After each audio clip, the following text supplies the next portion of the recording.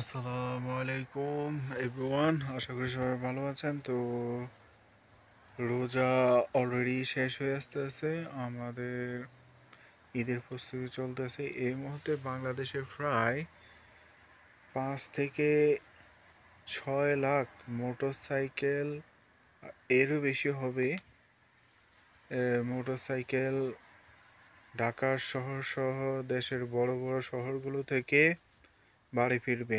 এরই ধারাবাহিকতা মানুষ মোটরসাইকেল সহ দুই চাকার যান, মোটরসাইকেল এবং অন্যান্য যানবাহন নিয়ে বাড়িতে রওনা দেবে। তো আপনারা মোটরসাইকেল অবশ্য সুন্দরভাবে চালাবেন এবং হেলমেট ব্যবহার করবেন। হেলমেট না ব্যবহার করলে অনেক সমস্যা। আর আপনারা অতিরিক্ত আম, গতি তুলবেন না, আপনার নির্দিষ্ট গতিতে বাড়ি ফিরে যাবেন, কারণ অতিরিক্ত গতি নিয়ে আসতে পারে মৃত্যুর ঝুঁকি।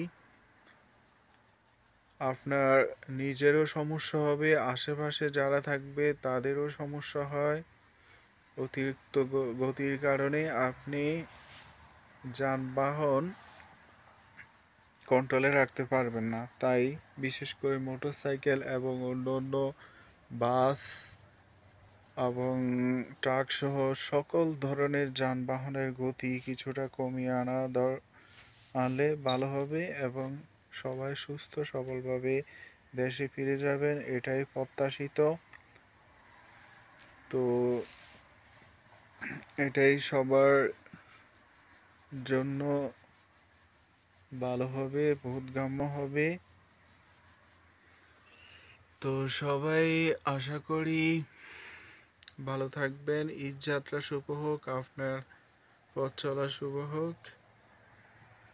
আর থাম্বনেল দেখে অবশ্যই বুঝতে পেরেছেন যে অতিরিক্ত গতি আসলে কি হয়, এই জন্যই ভিডিওটা আমার করা হলো। তো সবাই ভালো থাকবেন, আসসালামু আলাইকুম, দেখা হবে পরবর্তী কোনো ভিডিওতে।